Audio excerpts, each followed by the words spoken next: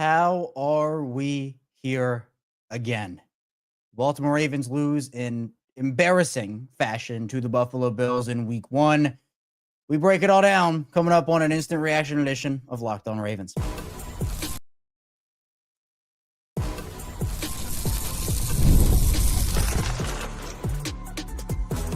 You are Locked On Ravens, your daily Baltimore Ravens podcast.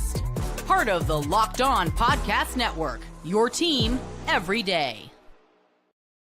You are Locked On Ravens. Welcome into the show. I'm your host, Kevin Oestreicher of Ravens Wire. We're here with you on the Locked On Podcast Network, your team every day. Thanks so much for being here, making us your first listen of the day. Literally, it's just over midnight here, so hopefully we're your first listen of the day. Just first listen each and every single day on the show, free and available for all podcasting platforms here. Thank you to all the everydayers, first-time listeners. If you're somewhere in the middle, thank you as well. Man, we have a jam-packed show. This game was just unbelievable. Emotions riding high for me still. I know riding high for so many others also. Just ridiculous that we're here again. It's the same old Ravens. We're going to dive into what happened in this 41-40 loss the Ravens took at the hands of the Bills and talk about why it happened, because there were plenty of reasons why, but it all kind of comes back to old trends, which I think to me is really concerning. And we're also going to be diving into just where the Ravens go from here. I mean, there's so much to talk about because I'm supposed to talk here, right? And I still am speechless after what we saw. For those who tune into the watch along tonight, and for those that don't know, we watch along every single Ravens game. We react to every single play. It felt really good for a lot of the game. Like, it felt really, really good. And then as the game started to unravel, it just all fell apart so quickly for this team. It's like everything that this Ravens team has shown us, and this obviously was a regular season thing, but they just couldn't finish the job.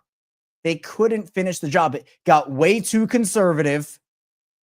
And, it's just add it to the nightmare graphic that the Ravens of bad fourth quarter losses. The same thing over and over and over again. And guess what? A lot of people are sick of it because these are games you have to win. It's not like their season is over. Obviously, I'm not going that far. But it's disappointing when you have a game right in front of you. You're up 40-25 with just over 5 minutes to go in the game. And you just absolutely blow it. The Ravens got too cute. That's what I want to start off with. They just absolutely got too cute. It is what it was. It's unbelievable that we're here again, right? For as good as Todd Monken has been, Zach Orr obviously bounced back after a bad start as rookie season as a play caller. The Ravens got too cute. They cannot finish off opponents in a lot of these situations, and the Bills stuck with it. I said on the watch along, I was shocked and floored when they started to go into this like conservative type mode here. It was like end arounds and like conservative runs and telegraphing plays. And it's just like, you need to continue to step on the pedal. It's something Lamar Jackson has said over and over and over again. And just nothing. Just absolutely nothing. And, you couldn't go for it on that fourth move because it was so deep into Bills territory. But the fact that you even were in there, it's just, and everybody's talking about it. Like, John Harbaugh has led them into this too often. Kurt Benkert, former NFL quarterback, says John Harbaugh has led them into this too often to ignore. The conservative fourth quarter coaching has to be studied. Has to be studied.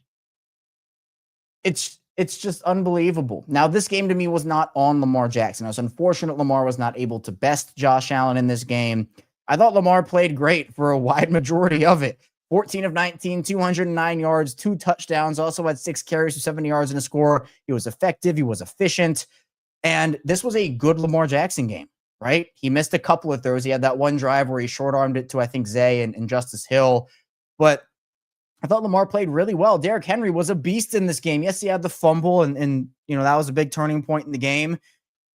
But you have to be able, if you're the Ravens, to shake this. It's turnovers, it's penalties, it's just not showing up in the biggest moments. It's conservative play calling. It's not being able to finish your opponents. It's missed opportunities. Everything that this team is trying to disprove, they proved it all again 10 times over in one of the biggest games of the season for them. And it's only week 1. But at the same time, you have to be better than this if you're the Ravens. It would have been, and these are the losses that just hurt the most. They just hurt the most. You want to know why? Because you have a situation where you're up, you're dominating. The Bills' offense at times looked really rattled in this game. But the defense just absolutely blew it. They just absolutely blew it. And it wasn't all the defense. I'm not pinning the blame on one person. But it's just a pattern. And John Harbaugh's answer was very, cookie cutter in my opinion. He was asked about the pattern of the late game losses. He said, you got to make plays to get off the field and you have to stay on the field. Harbaugh said he'd consider going for it on the 4th and 3, but the Bills had already been in field goal range. And Lamar also said that he was cramping. Lamar also took accountability for, again, the Bills.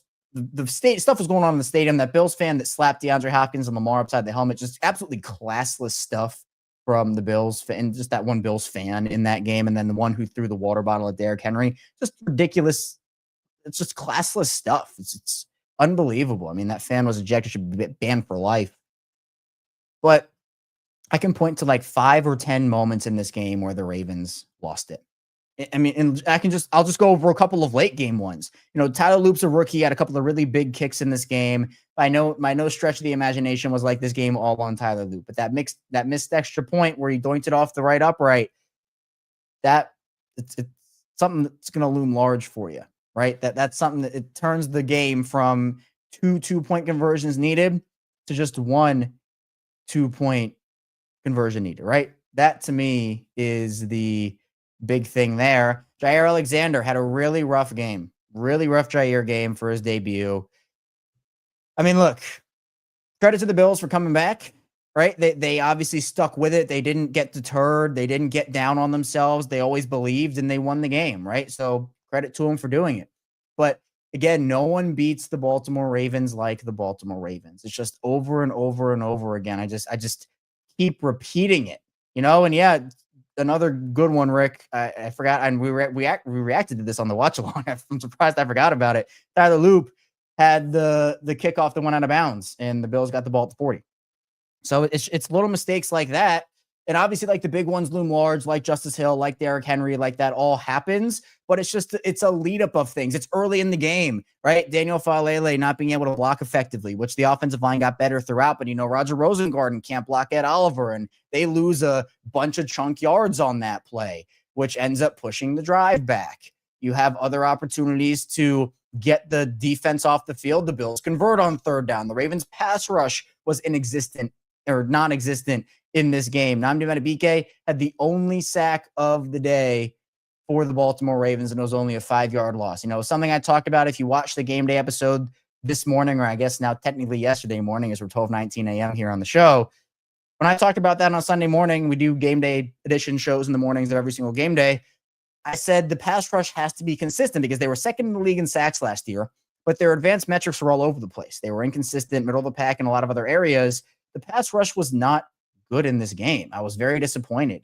Kyle Van Noy didn't have a great one, in my opinion. Box score is not the only measure of things, but it just didn't feel like a good game from a lot of different guys. I'm not pinning all this on Mike Green, but he didn't really make a lot of splash plays. I mean, Adafe Owe only had 1 tackle in this game. He did get to the quarterback once, and Madubuike was in the backfield a couple times. But it's just like, as a defense, you give up 41 points to the Bills. They go 7 of 15 on 3rd down. They end up averaging 8.3 yards per pass. And this isn't a game where the Bills didn't even run the ball well. The Ravens' run defense was great in this game. Now, it felt like it wasn't, right? It felt like it wasn't. But it was just timely plays for the Bills, right? It wasn't like the Bills were ripping off chunk play after chunk play. The Bills only averaged 3.5 yards per carry, which again, compared to the Ravens 8.2 is nothing, but 3.5 is still a fine mark. It seemed like in the biggest moments, it was James Cook, boom, runs for a couple first downs, keeps the Bills in it. The Ravens had 7 penalties for 51 yards in this game. Those penalties were timely as well. You just cannot make this up. You just cannot make it up. I'm sitting here and I see the graphic right now. I don't even know how many losses are on this graphic I'm looking at right now. It's unreal. This is what the Ravens are known for. And again, they spent all offseason talking about how it's going to be different and, they're going to do this and that and the other. And they couldn't. And they couldn't. I'm stunned. I'm stunned. Well, this is unbelievable. This is unreal. And I see talking about it here, the blame levels, John Harbaugh, defense, Derrick Henry, number 4, Tyler Loop. I mean, look, I think the coaching all around was bad. Harbaugh, Monken, and Orr deserve blame for this. Obviously, it all falls back on the head coach, which is the correct thing to do. The head coach is the head coach for a reason. But yeah, I mean, I think that the defense, particularly the pass rush, offense not being able to step up in key moments, penalties, like it's all stuff I've said on the show already. It's stuff. And, Zemo were saying it here. Sadly, I'm used to it. That's what we're used to. And it feels like those moments. Look, I'm going to say what I always say. All right. I've said, if you've been with me for years on Locked On Ravens, you've heard me say this before. September losses don't matter in September, but they absolutely matter in December, in January, in February, if you're playing that far, when you're fighting for seeding. What happened last year? The Ravens lost the game to the Raiders, lost the game to the Browns, teams they were supposed to beat.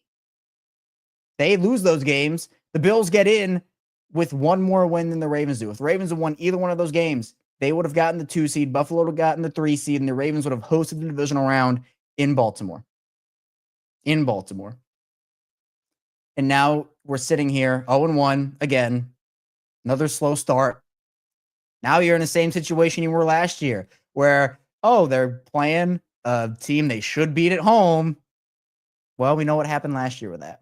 Just absolutely unreal. Absolutely unreal. So the Ravens, they have a lot of soul searching to do after this loss. Again, it's still early in the season. The year's not over, but it doesn't make this loss any less embarrassing, any less disappointing. And of course, the Ravens, they're going to need to figure things out and figure things out quickly. Now, coming up in the second part of the show, we'll be diving a lot more into just what went wrong here. We'll talk about a little more of the box score, who did well, who didn't, and a lot more coming up on this instant reaction edition of Locked On Ravens. This episode is brought to you by PrizePicks, the daily fantasy app where making the right call can actually pay off. You and I make decisions every day, but on PrizePicks, being right means cashing in. With football back, PrizePicks is the simplest and fastest way to get in on the action. Just pick more or less on 2 to 6 player projections, and you can turn your takes into real prizes all in less than 60 seconds. Now, I've been playing on PrizePicks lately, and it's such a fun way to stay locked in for the season. It's quick, it's easy, and honestly, my favorite way to follow along with football. I love checking projections. Like for this game in particular, I was looking at Josh Allen for more or less in his passing yard total, Derrick Henry for more or less in 1 rushing touchdown. And this week's mass discounts, they include Lamar Jackson, 0.5 passing yards. So download the PrizePicks app today and use code LOCKEDONNFL to get $50 in lineups after you play your first $5 lineup. Let's go to LOCKEDONNFL for $50 in lineups after you play your first $5 play. PrizePicks, it's good to be right.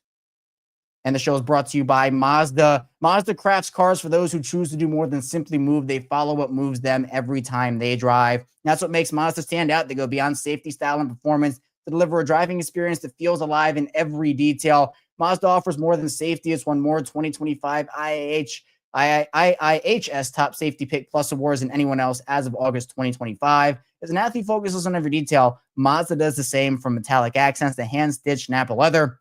You can feel it the moment you get behind the wheel, to smooth handling, intuitive controls, and standard all-wheel drive in every crossover SUV. Whether it's a quick drive to practice or a weekend road trip, Mazda makes even everyday drives feel special. It's the small details that make big plays, and just like there's more to every player, there's more to a Mazda vehicle. Mazda, move and be moved. We're back here on Locked On Ravens, moving right along, instantly reacting to just an unbelievable loss. The Ravens lose 41-40 I can't believe it. Can't believe we're here again. Actually, I think that the last instant reaction, like regular season / playoff, this was obviously in the playoffs. One of these I did. The exact title that I had for it, or in the thumbnail, was Same Old Ravens.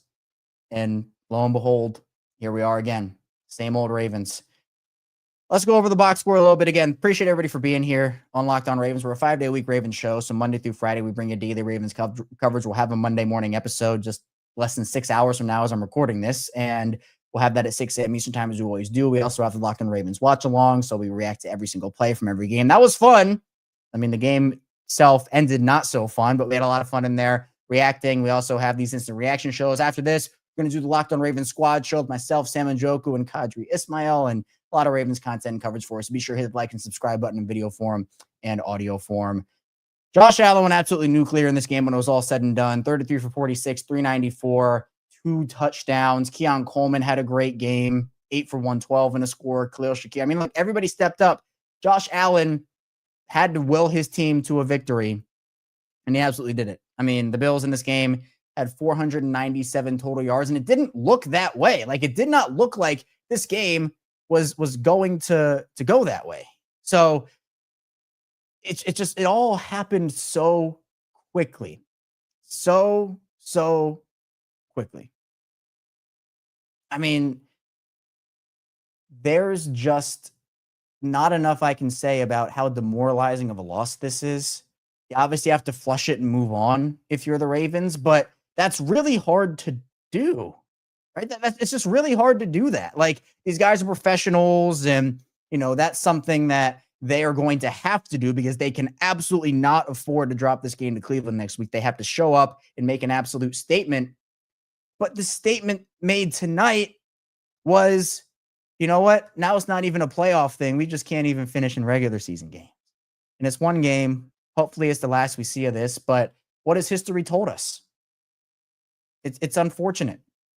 And it's really unfortunate because there were a lot of positives that I liked in this game. Again, I mentioned Lamar. I thought Zay was unbelievable in this game for the most part. Had 143 yards, a career high for him, and a touchdown. He was all over the field, caught 7 of his 9 targets, and really hammered home the point to me that I think the Ravens would have beaten the Bills in the divisional round if they had Zay Flowers. DeAndre Hopkins had one of the best catches of all time in the NFL, which just like is absolutely unbelievable. Like, literally just extends, arm being held and everything. Like, again, Derrick was absolutely phenomenal for the wide majority of this game outside of his fumble. You know, I thought Kyle Hamilton was all over the field. I thought he blocked that field goal. Hamilton said he thought he did too. But, you know, it's just, it's bad moment plays. Like, it's Malaki Starks setting a tone by dropping an interception early in this game. And then that obviously makes, I think it was 3rd and 7. Then there was a penalty on Nnamdi Madubuike that made it 3rd and 2. And then the Bills pick up a first down and they score an early touchdown. That was when Dalton Kincaid scored. You know, it's little moments like that that have defined this Ravens team for the last however many years you'll want to go back. It's over and over and over and over again. And I see B. Morcento commenting this. Issue is this is probably the best the offense could have played, and we still come up short when it matters. The offense was efficient. It was really good for like 3.5 quarters in this game. And then again, this is my issue with the play calling. And this is something that goes back last year, even a little bit in Tom Monken's first year. This team continuously, and Lamar Jackson has pled for this, about keeping the foot on the gas. Keep it on the gas. And the Ravens did not do that in this game. You're at 40-25. You have absolute like control. It's domination control over this game. And they don't take advantage of it. They don't take advantage of it. The coaching staff has put, and look, I'm not excusing like the execution and all that. Like, that wasn't great either. But we even saw some plays early in the game that weren't like great, in my opinion. I just, you know, it's like, and even on, what was it? So much happened in between this moment and the end of the game. I think it was towards the end of the first half, might have been the end of the first half in general, when the Ravens punted that ball back to the Bills. I mean, let me actually tweet about it. Let me see if I can find the timestamp on it. But essentially, the Ravens, it was after the Hill fumble. That's what it was. It was after the Justice Hill fumble. It ended up not mattering because Luke nailed the field goal anyway. But those two plays after the Justice Hill fumble, 2nd and 25, it was the Ravens just were going like horizontally. Like they weren't trying to move the ball past the line of scrimmage. Like it was ridiculous. It was, I think, Lamar and then was it Zay? I can't remember who the other one was, but the Ravens, they went horizontally. You needed to make that field goal easier for Tyler. And again, Tyler was a gamer for the most part in this game, outside of a couple rookie mistakes, which is unfortunate and, played a part in losing the game. But you can't put your team in those situations. I thought it was bad play calling, and you just have to move forward. Just dive a little bit across the line of scrimmage. And it is players' mistakes and coaches' mistakes and just mistakes in general that continue to do that. It's things, snapping the ball before the 2-minute warning. I see, so many small mistakes that add up. Like, I can't. And I see we got a Bills fan in here. I know we probably got a couple. Derrick is here, is the one. Appreciate you. And look, we welcome every fan in here. Ravens fans, Bills fans, every fan.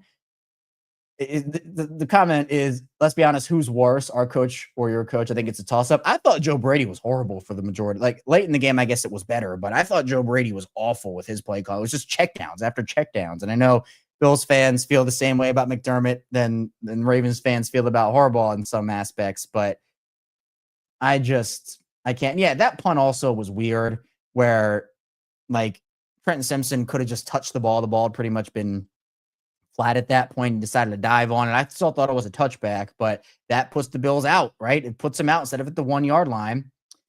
It's ridiculous. This team just continues to beat themselves over and over and over again. And I can't believe it. And you could just tell, right? That's the problem. You could just tell the way the game was going. Once the Ravens didn't go for it on the 4th and 3, which again, it's kind of a toss-up if I would have gone for it or not.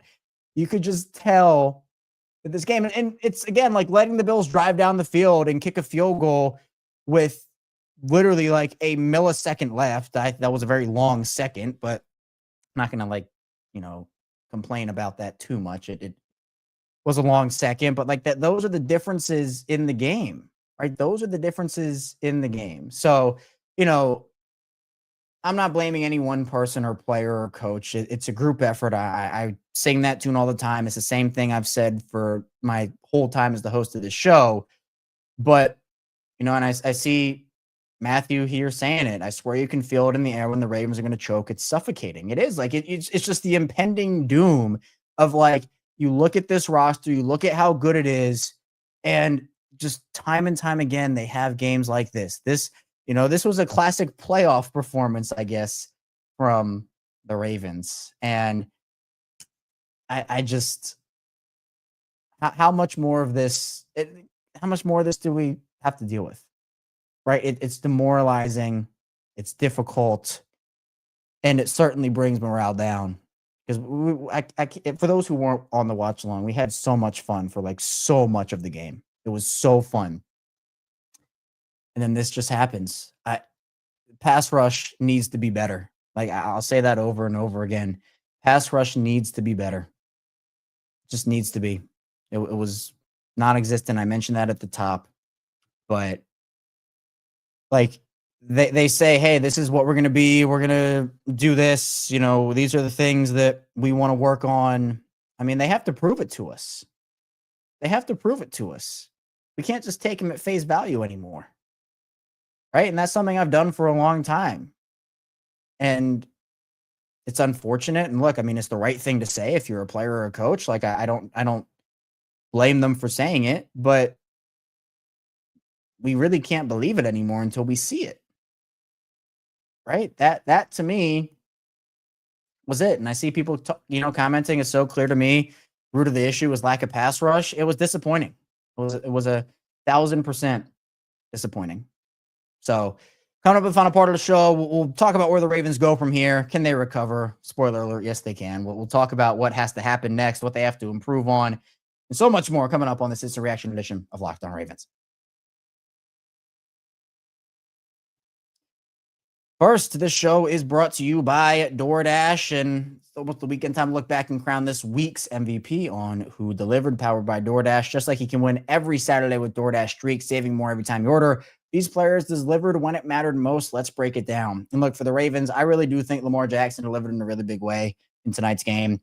He had a lot of big plays, a lot of big moments, didn't come out on top or anything, but I thought that Lamar, for the most part, was pretty solid in this game. I'm not blaming that on him at all. I think it was a lot of other factors. And look, when the pressure was on, Lamar did come through for the most part, right? I mean, he had a lot of big plays, no hesitation, no delay. And look, if you've been watching week after week, season after season, the performance from Lamar was not a fluke. Lamar certainly has been on a streak for a while now as a great player. So just like Lamar Jackson delivered for the Ravens this week, DoorDash delivers your Saturdays with DoorDash Streaks. You save every Saturday you order, stack it up all season. You can save up to $250, including $100 in DoorDash credits. Order this Saturday. Keep the streak alive. Fuel your game day only with DoorDash. Terms apply. Promo period through 11/18. We return. We are back, and we are moving along on Locked On Ravens. Kevin Oestreicher still talking with you here again. Right after this, we're going to dive into the Locked On Ravens squad show with myself, Sam Njoku, and former Ravens wide receiver Kadri Ismail. So we will still be able to rant and get it all out and talk about just what in the world went wrong for this team. And I'm seeing right now, it just popped up on my phone. Ravens had a 99.1% chance to win that game. 99.1. Absolutely unreal. I legitimately cannot believe that we are here again. I can't, but we are. We are. I'm still speechless. And again, it's my job to talk here on the show. It's just all you can do is laugh. And it's the most disheartening thing in the world to just know that this was coming and just that it happened so fast. In the Orlando, 4:30 left, 99% chance to win. Just unbelievable. And I see Daniel talking in here. My problem with this loss is it reaffirms that nothing has changed about the DNA of this team. And again, it's true. I've been saying that, and I definitely hear what you're saying, where, we hear that they're doing this and they're trying to do that and they want to do this better and that better. And then they just do this. And I'm just like, well, why should we believe you? Right? Why should we believe you? Now, the Ravens have a great roster. And I did a hit on Locked On Sports today with Peter Bukowski, one of the national shows on the network. And he kind of asked me, like, hey, what can Ravens fans take away from this? How can they, kind of flush this one and move on? Because that's what has to happen, right? And I said, just look at the roster. I mean, that's all you can do at this point. Look at how talented the roster is. Look at the depth. Look at the quarterback you have, the running back you have. You just have to believe that they can put it together this season. I mean, we saw them start 0-2 last year, come back and get the 3 seed. I'm not saying it's like guaranteed they start 0-2, but man, if they do, it's going to be a long road. It's going to be a long road again. And I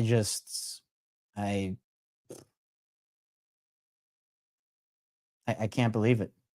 And yeah, Daniel, I hear you. Look, the roster's fine and it's great, but this is a conversation I've been having for a while on this show. If you've been with me for a while, and again, shout out to all the everydayers. If you're a first-time listener, welcome into the show. If you're somewhere in the middle, thank you for tuning in as well. Always appreciate you. I've said that, look, is John Harbaugh the right coach for this team? This, to me, is it for John Harbaugh. And this is not just a prisoner of the moment thing like with this game. I've been saying this for a while. And if you've been listening to me, I've been saying this. Where there's no more shield protecting John Harbaugh, right? There's no more. You could argue, oh, it's Greg Roman. Oh, they lost Mike McDonald and Zach Orr as a first-year defensive coordinator. Oh, they have other issues they have to fix. This is a stacked roster. It's an unbelievable team. You cannot continue to have moments like this where you continuously, if you're the coaching staff, this one was Harbaugh, Monken, or the whole 9 yards. But again, it all falls on the head coach because who maps out the coaching plan? Final say, it's John Harbaugh. It's the head coach. Right? It's the head coach. And so while Monken calls the plays and Orr calls the plays and all that, John Harbaugh has a major hand in how this team operates. He is the head coach. There's no more hiding, in my opinion. Ravens can still win the Super Bowl this year. I'm not saying doom and gloom, Ravens season's over, wrap it up, pack it up, they're done. I'm not saying that at all. And I certainly think that is a premature overreaction. But if we continue to see this continue to happen, well, where else do you turn? You're not going to fire a second-year defensive coordinator. You're not going to fire a third-year offensive coordinator. You're going to try to go out there and hopefully make the change that has been staring you in the face for a little while if they cannot get it done. Wild card exit, divisional round exit, tough season.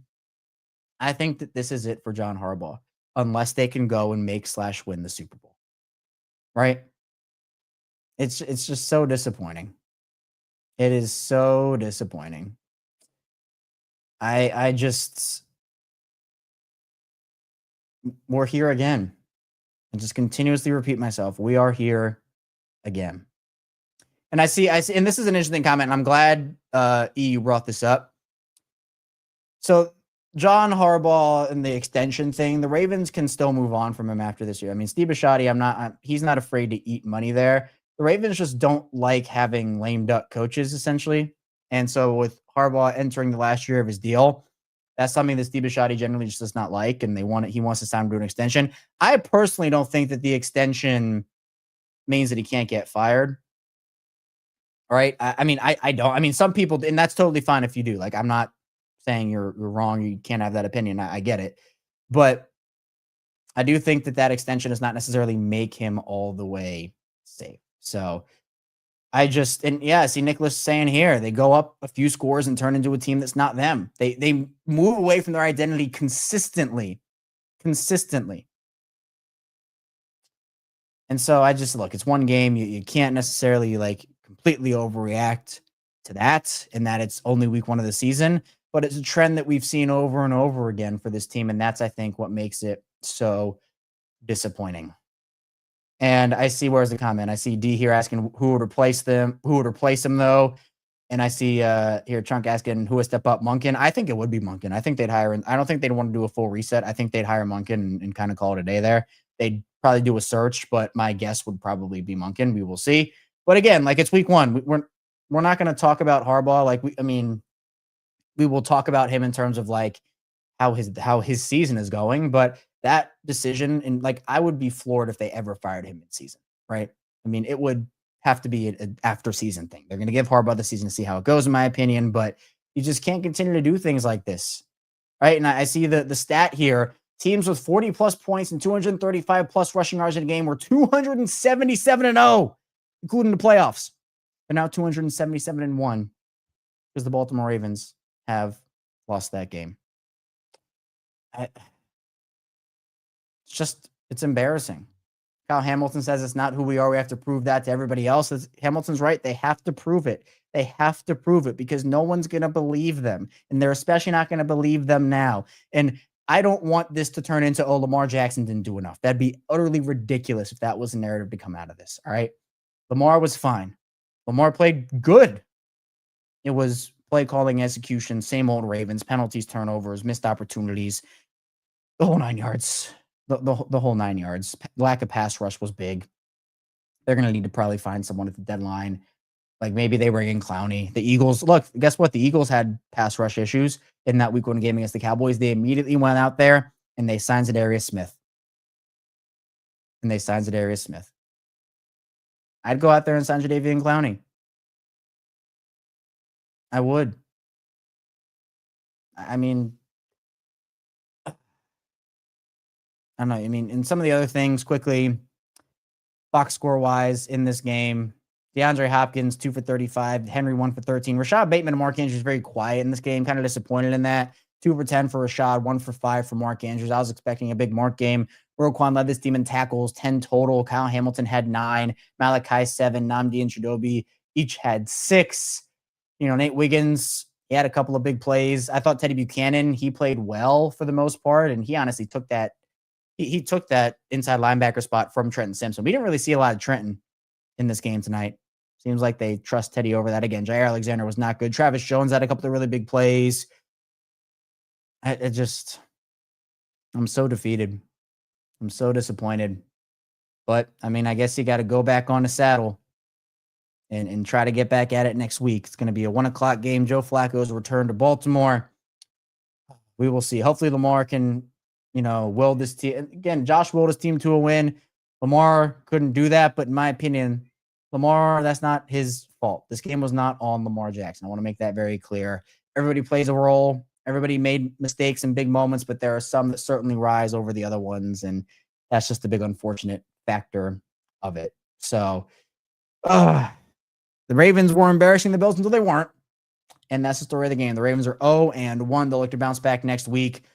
I appreciate everybody for tuning in. That's all I got for you on this instant reaction edition of Locked On Ravens, but we're not going anywhere. We'll be reacting live again on the Locked On Ravens Squad show. Really in just a couple minutes, we'll be back. So be sure you stay tuned for that. And also we'll have the regular Locked On Ravens episode coming out 6 a.m. Eastern time. So just in a couple of hours. So we'll react to everything even more. Hit the like and subscribe button in video form, follow along in audio form, and I'll see you right back here soon on Locked On Ravens.